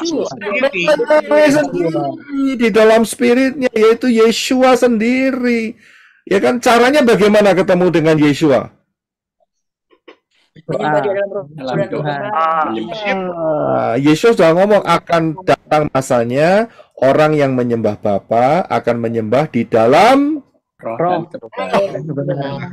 kebenaran. Kita bisa lihat Amin. main ke Yerusalem sekarang. Ini nggak perlu. Ya kalau saudara mau ya silahkan. Saya nggak ngelarang loh. Ini jangan dipotong Pak Yosef Roy melarang orang ke Yerusalem lagi. Kontroversi lagi sama yang di sono. Ya kan? Ya, saya bilang ya tidak necessary. Apa itu necessary? Tidak perlu. Saya Tidak diperlukan. ya, tapi nanti dalam kerajaan 1000 tahun harus enggak ke Yerusalem? Harus. Saudara sudah mulai pinter nih semua ya. Jadi harus, kalau enggak ke Yerusalem dihukum apa? Ada hukumannya enggak? Ada. Dihukum mati. Enggak. Enggak turun hujan.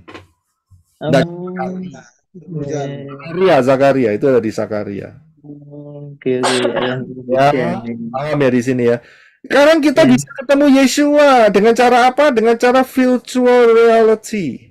Wow. Virtual reality. Oke. Saya bisa lihat ini. Kita ini kan virtual reality nih sekarang ini. Betul kan? Betul. Pak John nggak nih? Saya ketemu sama Pak John nggak nih? Di Pekanbaru. Iya. Ketemu virtual reality. Saya bisa lambaikan tangan, bisa ketemu. Tapi kan virtual reality, ya kayak gini kita ketemu dengan Yeshua. Saat Jadi nanti dalam kerajaan 1000 tahun, kalau orang tidak ke Yerusalem, lihat Yeshua tidak? Tidak. Tidak.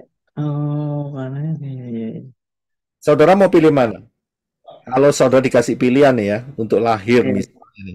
Saudara lahir tahun sekarang ini, ya abad 20 atau tahun di mana kerajaan 1000 tahun. Milih mana enak? Sekarang. Enak sekarang. Dapat restoran. Enak sekarang. Ya kan? Iya, Pak. Itu mesti harus punya konsep yang benar. Begitu loh. Ya kan enak sekarang ini. Ya, dikasih perlindungan sama Bapak Yahweh, nanti sebentar lagi rapture lagi. Wah, luar biasa. Amin. Oke. Dipaham ya di sini ya. Ya, inilah dimulainya roh anti Hamasyah ya. Jadi kita tahu akhirnya. Dan kemudian spirit anti Hamasyah ini berkembang dari Yunani ya. Antiochus IV Epiphanes menjadi siapa? Romawi ya. Setelah dari Romawi jadi siapa? Setelah dari Romawi Yunani. Loh, kok balik lagi ke Yunani? Setelah dari Romawi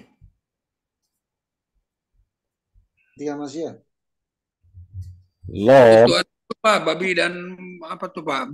PBB Pak. Oh, belum ke sana, masih ke sana. Can you repeat your question, please? Sure.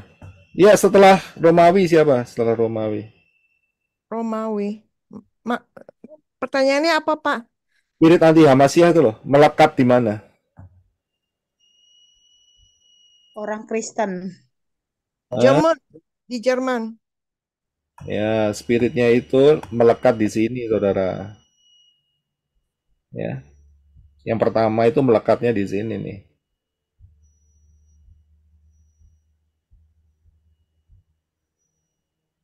Melekatnya di sini. Nah, di sini.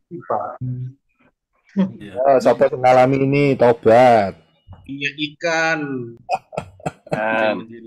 Kucing menjilat. Ya, ini dia. Romawi terpecah jadi dua. Ya, Romawi terpecah jadi dua. Oh, oke. Sama Sipro. Rosetan. Itu nanti Romawi terpecah jadi dua. Saudara harus ingat, kerajaan Romawi terpecah jadi dua. Ingat, kerajaan Romawi itu dilambangkan sebagai dua paha. Bukan paha patung. Romawi Timur, Pak. Romawi Barat dan Romawi Timur. Drodok. Romawi Barat. Itu Italia sekarang ya? Di Rome, Italia. Romawi Timur, ibu kotanya Istanbul. Yes, Byzantium. Konstantinopel. Itu dulu. Byzantium. Terus kemudian menjadi Istanbul. Ya, jadi mereka jadi dua. Ya inilah yang namanya duo hybrid. Duo hybrid yaitu spirit anti Hamasyah, dua jalur. Ya kan? Nah, Yang barat sampai hari ini kuat, yaitu yang namanya si kucing menjilat, lemak ikan. Di timur tidak terlalu kuat, tapi ada yang namanya, saudara tahu enggak, namanya Gereja Ortodoks Timur. Yes, Saudara. ada. Lah itu ya podo ae, itu sama saja sami mawon. Begitu loh. Ya kan? Itu juga ya saudara kembarnya kucing menjilat. Tetapi secara struktural mereka tidak tahan lama karena diganti oleh Martabak ya. Martabak. betul, diganti oleh Martabak. Terang bulan. Martabak Pak terang Roy mau bulan. tanya, Pak Roy, Ya. how about Vatican, Pak Roy? Gimana? Itu di bawah siapa? Vatican independent country? siapa? Vatikan. Vatican, ya gimana tuh? Dia Independen. di bawah Italia atau Vatican gimana tuh? Tidak, itu negara yang paling kaya di dunia ini. Oh, dia asalnya dari mana? Dari Romawi juga kan? Iya, betul. Betul. Betul. Asalnya ya dari situ. Romawi jatuh kan, tapi dia tetap mempertahankan yaitu tadi yang di apa itu namanya, yang dikumpulkan di tahun berapa itu ya, oleh Konstantin, apa itu namanya, tahun 300 apa itu namanya, 300 sekian, siapa yang tahu itu? Duh, saya agak lupa sekarang. 325 ya, Pak. Ya 325. 325. Apa itu? Apa itu? Konsili. Konsili. Konsili Nicea. Itu mereka pertahankan di situ. Ya, sampai hari ini. Ya, sampai hari ini. Buatan manusia Pak berarti Pak ya? Saya bilang buatan setan Pak Budiman. Itu yang lebih cocok. Oh, setan, Kalau Pak. yang di Inggris, Pak, di Inggris. Orang Pak ya. Hah? Gimana? Yang di Inggris. Loh, yang di Inggris itu kan sempatnya juga itu. Nanti kan mereka kan selalu bergerak, ya kan? Ya itu yang namanya prosetan itu. Ya kan? Itu kan terjadinya karena movement prosetan itu ya. Yang di sebelah timur itu barat, yang di sebelah timur dicaplok sama martabak. Ya, ini dia. Ya. Pak Roy mundur ke Yunani waktu Torah itu diterjemahkan jadi Septuaginta itu pada zamannya gimana proses ceritanya, sejarahnya? Ya, jadi itu sudah dimulai sejak Helenisme. Kalau nggak salah Seleucid itu yang mengadakan Helenisme. Jadi grupnya yang Antiochus IV Epiphanes itu. Ya, itu sudah memulai yang namanya Septuagint, Helenisme. Oh. Yang menerjemahkan itu rabi-rabi ya, 70 rabi ya. Iya, memang itu 70 rabi yang menerjemahkan di dalam bahasa Yunani. Tapi ingat saat itu mereka sudah merasakan pembuangan Babel sehingga mereka saat ketemu tulisan kata Yahweh mereka ganti menjadi Kurios. Oh. Ya, mereka sudah ganti. Tapi itu dia, karena itu saat kita lihat Septuagint maka tidak ada nama Yahweh di sana. Ya, bisa dipahami ya. Iya. Makasih Pak. Kenapa ya rabi Yahudi malah justru lebih condong ke bahasa Yunani ya? Bukan lebih condong, karena begini, itu Helenisme saat itu kan memang diberlakukan bukan cuma untuk Yahudi, tetapi untuk semua kepercayaan-kepercayaan yang ada di bawah kekaisaran Yunani, begitu. Jadi mereka harus menuliskan di dalam semua dalam bahasa Yunani. Bahasa Yunani saat itu adalah bahasa internasional. Oh, gitu. Nah, jadi maka 70 orang rabi-rabi ini ya mereka manut begitu loh, ya, manut. Kita di bawah tekanan, ya. Ya, bukan soal di bawah tekanan itu saja, akan tetapi ada anak-anak Yahudi yang tidak lagi bisa berbahasa bahasa Ibrani. ya, karena kawin campur dan sebagainya, karena terlalu lama di pembuangan, mereka bisanya bahasa Yunani. Nah, bahasa Yunani adalah bahasa internasional, jadi mereka untuk memudahkan mereka pakai yang namanya Septuagint itu. Tetapi di situ ada unsur penghilangan nama Yahweh. Ya. Pak Yosef Roy. Ya. Jadi dunia kekristenan yang kita tahu sekarang pada umumnya itu juga dari hasil Septuagint itu ya, Pak? Oh iya, jelas, sudah pasti. Karena itu nggak usah jauh-jauh. Tanya aja sama yang di luar. Perjanjian Lama ditulis dalam bahasa Yunani. Perjanjian Lama. Yunani. No, Hebrew. Perjanjian Lama Hebrew. Perjanjian Baru ditulis dalam bahasa Yunani. Itu salah. Salah. Itu pemahaman yang selama ini apa? Iya, udah turun-temurun 2000 tahun plus begitu loh. Bohongin. Kita dibohongin. Ya. Harusnya Hebrew juga Pak ya, yang perjanjian baru Pak. Nah, repotnya kita tidak tahu secara persis sejarah mengenai pemberontakan Bar Kokhba. Nah, itu dia Pak. Yang itu titik poinnya ada di sana. Sehingga ya mereka buat istilahnya kalau belajar kalau belajar agama Kristen kan ditulis pertanyaan untuk anak-anak itu. Perjanjian Lama ditulis dalam bahasa Ibrani 100. Perjanjian Baru ditulis di dalam bahasa Indonesia. Ya salah, zero. Ya kan? Yang betul adalah bahasa Yunani. Salah juga sebetulnya. Ya kan? Yang benar adalah dalam yang benar. Saudara bisa lihat di sini. Kerancuannya itu loh, saudara bisa lihat di sini. Ya. Hanya itu Pak, perdebatan itu antara si Kristen yang menganut bahwa perjanjian baru itu ditulis aslinya bahasa Yunani.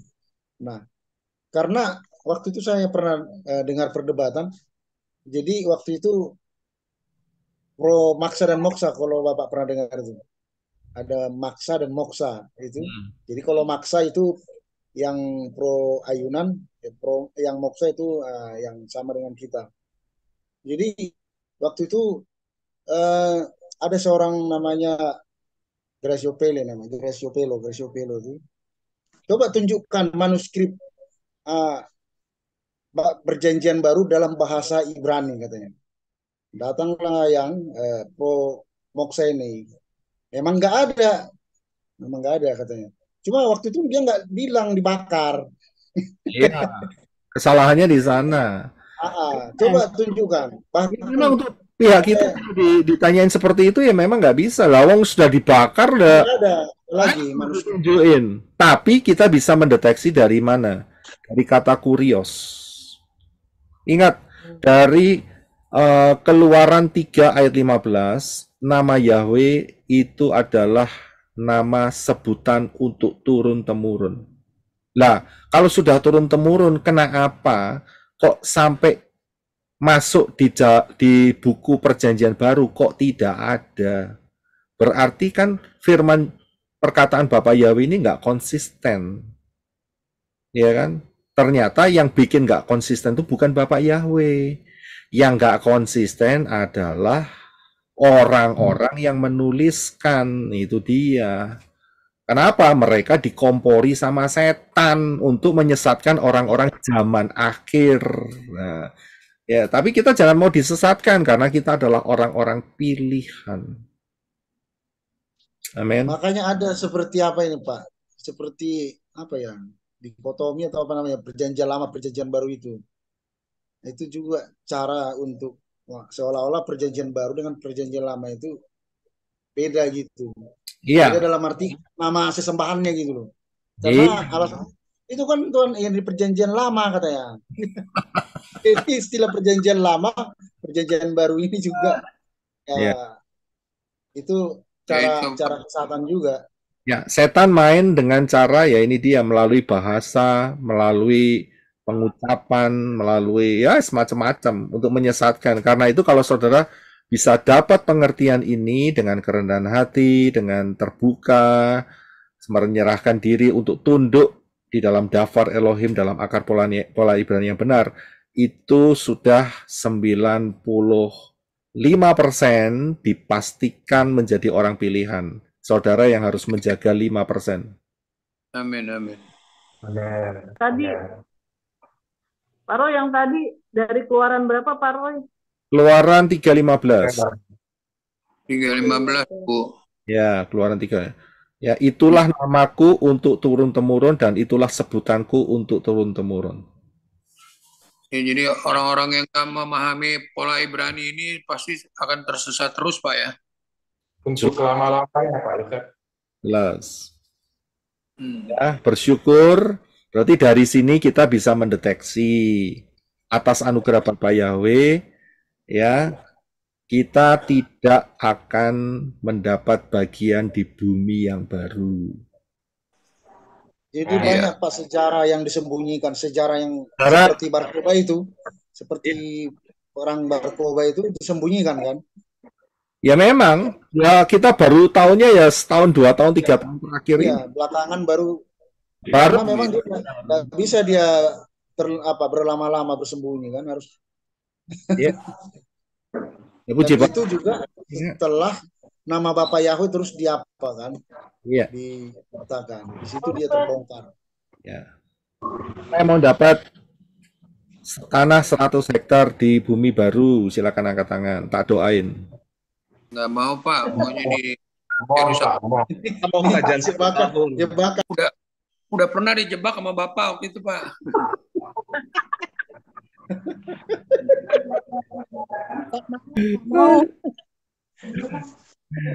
Pak Roy, murid-muridmu sudah pintar semuanya. Amin, haleluya. Nah, masalahnya ini kan kalau muridnya pintar berarti gurunya berhasil, itu namanya. Haleluya, amin. Amin. Dahsyat. Saya mau nanyain yang baru-baru masuk ternyata sudah dipotong sama yang sudah profesional, ya sudah. Oh, maaf Pak kalau gitu Pak. Karena kita nggak mau terjebak Pak.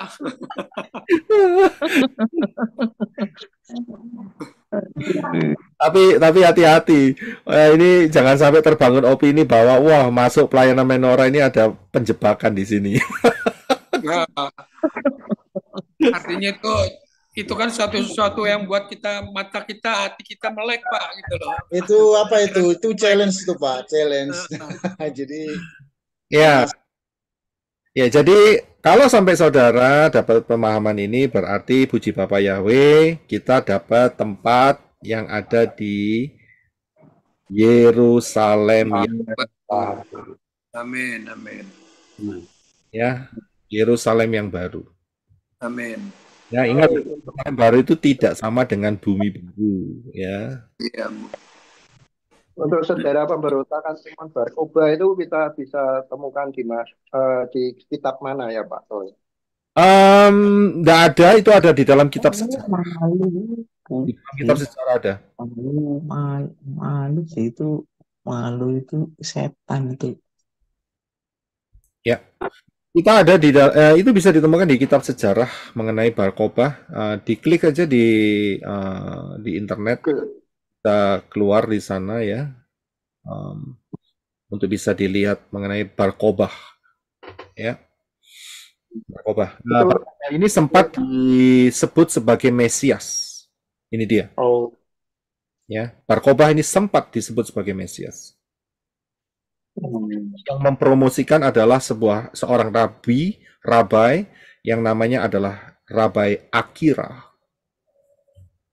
Ya. Yang bilang inilah Mesias, yang mengatakan Mesias ada di sini. Mesias ada di sana, di sini.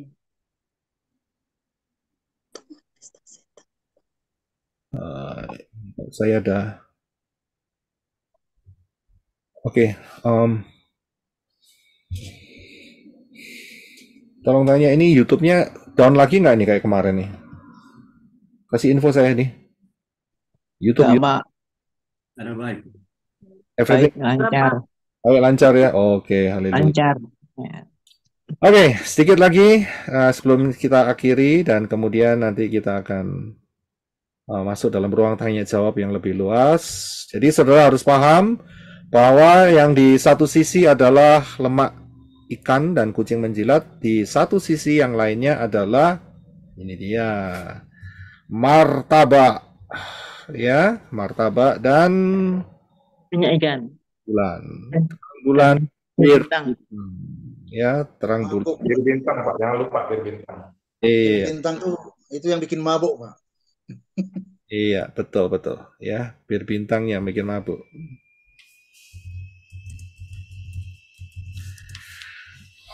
Iya, luar biasa. Haleluya. Ya, ini pembukaan yang dahsyat yang Bapak Yawi berikan. Kalau begitu, coba saya akan supaya jelas ya.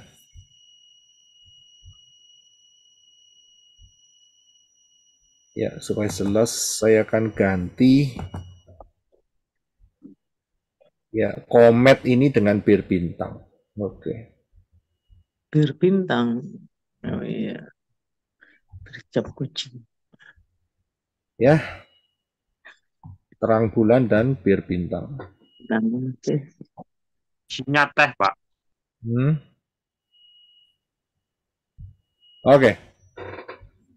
Jadi saudara paham siapakah si bir bintang dan terang bulan ini. Oke, puji Bapak Yahweh. Dan kita tahu setelah daripada zaman lemak ikan, bir bintang, dan kemudian siapa yang muncul setelah itu? Persekutuan babi-babi, Pak. Ya, betul. Ya, persekutuan badak babi. Badak babi. Badak babi. Bukan babi-babi.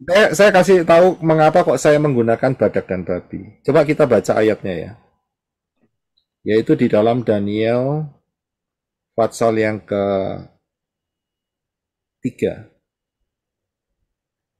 Mengapa saya menggunakan badak dan babi? Daniel pasal 3. Tolong Brother Henok bisa bantu baca kita. Oh, Daniel pasal 2. Sorry, mohon maaf. Daniel pasal 2. Ayat berapa? Nah, ya, sebentar.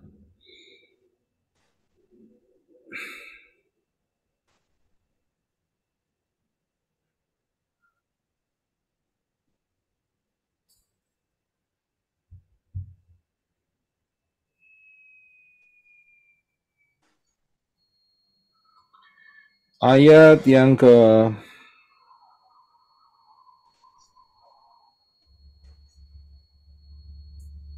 bentar ya, sebentar.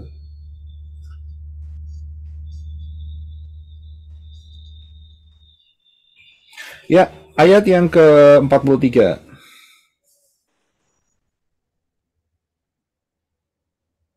Silakan Brother Henok. Ya. Dan seperti yang engkau lihat, besi bercampur dengan tanah liat, itu berarti mereka akan bercampur melalui perkawinan. Namun mereka tidak akan melekat satu dengan yang lain, seperti besi tidak dapat bercampur dengan tanah liat. Ya, terima kasih.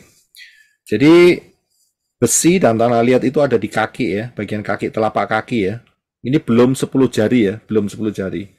Nah, inilah posisi kita sekarang ada di persekutuan badak dan babi. Badak itu kulitnya keras atau enggak? Keras. Kalau badak Lunak. babi empuk, lunak, ya kan? Nah, badak itu kayak besi. Babi itu kayak tanah liat, empuk, saudara. Karena itu saya pakai persekutuan badak dan babi, ya kan? Ya inilah percampuran antara besi dan tanah liat. Kalau saya bilang tadi Budiman ngomong persekutuan babi dan babi, wah kan nggak cocok begitu loh, ya kan? Sama-sama empuknya kan enggak kayak gitu. Karena itu saya pakai badak dan babi gitu loh. Iya, Pak. Salah nyebut saya, Pak. Nggak apa-apa. Terima kasih Pak Budiman. It's okay. Nah, saya tahu di persekutuan badak dan babi ini kan juga anti Hamasiyah, saudara. Anti Hamasiyah. Nggak percaya? Gampang pembuktiannya. Buka berita sekarang, ya. Ya. Siapa itu namanya? Si Hamas itu kalau sembunyi di mana? Terowongan. Bukan. Ya memang di terowongan, di Hotel. Oh, di terowongan. ada sekolah, ada rumah sakit, Rumah sakit. Sakit. ada kantornya badak dan babi. Badak dan, Oh iya, iya. Kantor UN ya. ya, badak dan babi itu melindungi, Ya, melindungi sekaligus juga ya ya, membuat juga itu itulah, mengecoh aja. iya. Banyak orang terkecoh. Kalau bisa lihat, jadi itu Nah, buktinya Pak, WHO yang ya saya ingat bilang ya, yang masalah undang-undang ini aja lah ya kesehatan ini. kesehatan Nah, ya. mereka acuannya ke badan-badan yang dibentuk oleh badak dan apa itu persekutuan badak dan babi itu. Iya jelas, sudah jelas gitu loh, ya kan, sudah jelas. Jadi kode-kodenya ada semua di sana, saudara bisa melihatnya. Oke. Dan kemudian setelah badak dan babi, puncak-puncaknya ada di siapa? Yang terakhir ini. Hamasiyahnya langsung. Iya, 10 jari anti Hamasiyah langsung. Lamanya berapa? 3,5 tahun. 3,5 tahun. Jadi saudara jangan terkecoh dengan pengajar-pengajar yang di luar sana mengatakan bahwa tribulation itu 7 tahun. Masa anti Hamasiyah itu 7 tahun. Ya, Iya, Pak. salah besar semua. Begitu loh. Hanya 3,5 tahun. Perhitungannya pakai perhitungan apa? Semita, Pak. Semita. Ya, bagi yang baru pertama kali ngikut, saudara harus bekerja keras untuk melihat semua pengajaran di channel ini. Itu yang pertama. Yang kedua, bekerja kerasnya harus diulang-ulang baru paham. Iya, betul, Pak. Pak, benar. Benar. Saya ini berusaha untuk membuat sesederhana mungkin. Tapi Iya. ujungnya enggak bisa ternyata. Ya, ternyata disinilah yang menjadi rencana Bapak Yahweh untuk menyaring saudara. Apakah saudara masuk hanya masuk sebagai orang yang dipanggil atau masuk sebagai orang yang dipilih? Itu Dipilih, Pak, maunya, Pak. Dipilih. Ya. Nah, kalau saudara baru masuk sekarang, ya pasti nggak ngerti apa-apa. Ya, saya anjurkan saudara harus belajar pelan-pelan. Ya, pelan-pelan. Harus paham ya, Pak ya. Kalau nggak paham, nggak termasuk orang yang dipilih ya, Pak ya. Nah, kalau gitu kan nanti ujungnya jadi pengkritik. Karena nggak paham, sebetulnya sudah saya ajarkan semua di sana. Ya kan, kalau sudah mengkritik, ya sudah. Saudara menutup pintu pengenalan akan Dafar Elohim sendiri. Itu bukan saya yang nutup, saudara menolak. Ya kan? Nah, karena itu harus saya berulang kali katakan bahwa ayat-ayat firman Bapak Yahweh ini terserak dan integrated. Itu bahayanya di sana. Udah terserak, ya kan? Nggak tahu cara nyatukannya. Wah, repot. Nah, kemudian salah untuk mengintegrasikannya itu, mengintegratedkan itu salah. Ya keliru akhirnya. Tapi kalau saudara sudah tahu, dimanapun saudara akan melihat keberadaan ayat, itu saudara akan tahu, ini masuk di dalam pola. Gitu. Ya. Saya mau nanya Pak Roy. Ya, silakan. Pak Roy, yang masalah kapan kitab saya mau nanya aja itu kapan dikanonkan kitab yang perjanjian lama sama perjanjian baru itu apakah dari kapan gitu Pak dikanonkannya? Maksudnya dikanonkan gimana maksudnya?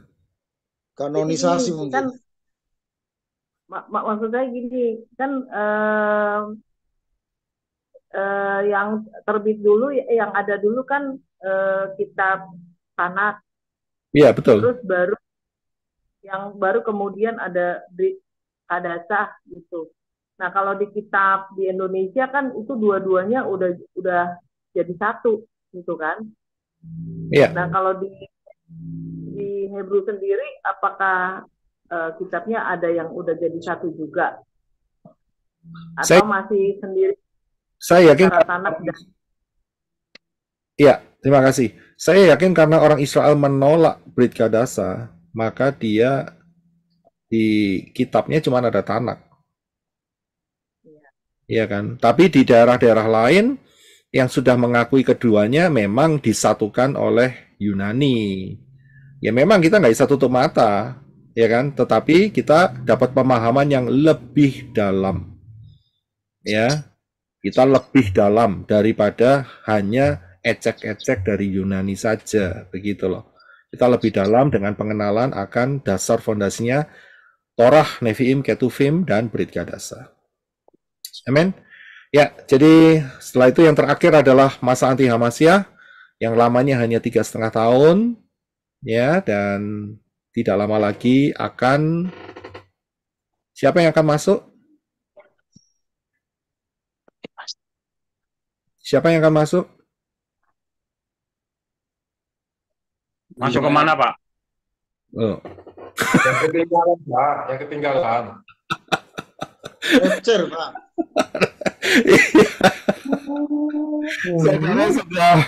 Sudah. Rapture. Kalau saya Rapture nih, Pak. saya sebelum dijebak, saya duluan aja loh, Pak. Sudah pro semua di sini nih. Luar biasa. Haleluya. Pak, pertanyaannya menjebak, Pak. Pertanyaannya menjebak, Pak Roy. Ini bukan menjebak tetapi memahirkan.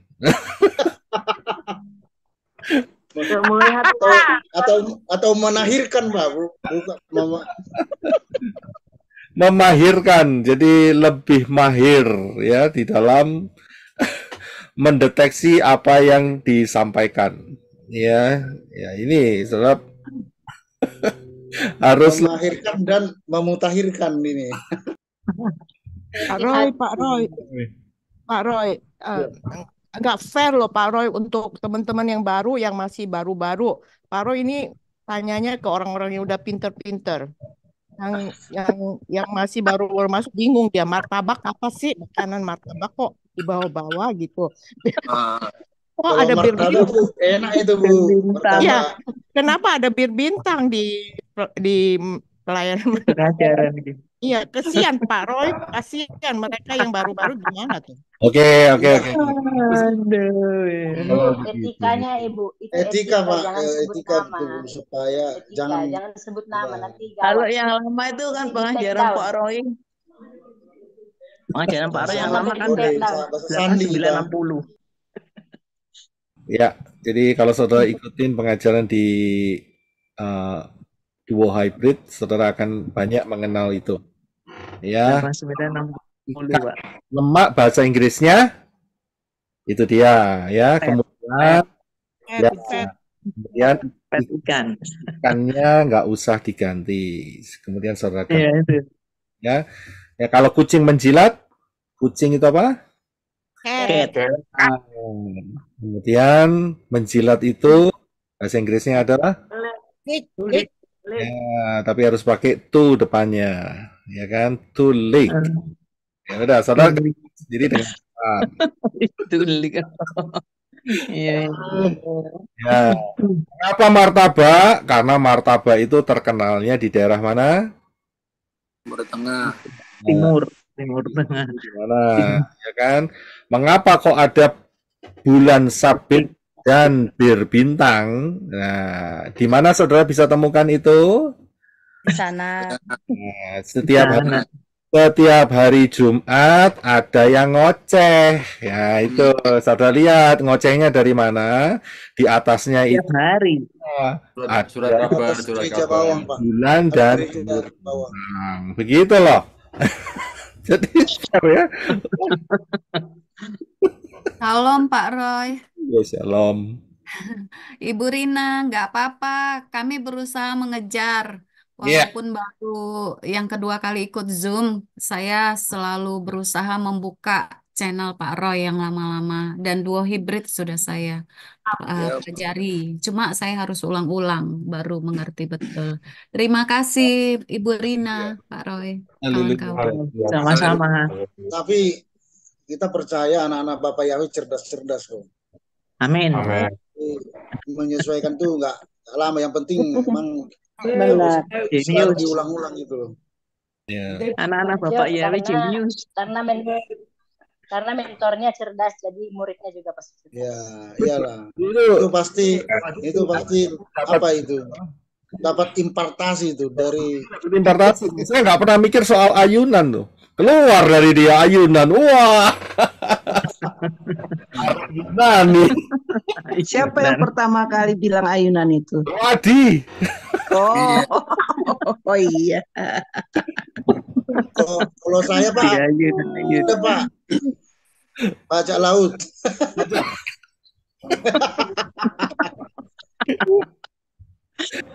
Bajak laut maksudnya apa, Pak John? Ayo. Baca berapa? Yang mata satu. Ah, Mata tutup. apa itu mata satu? Nah, itu dia.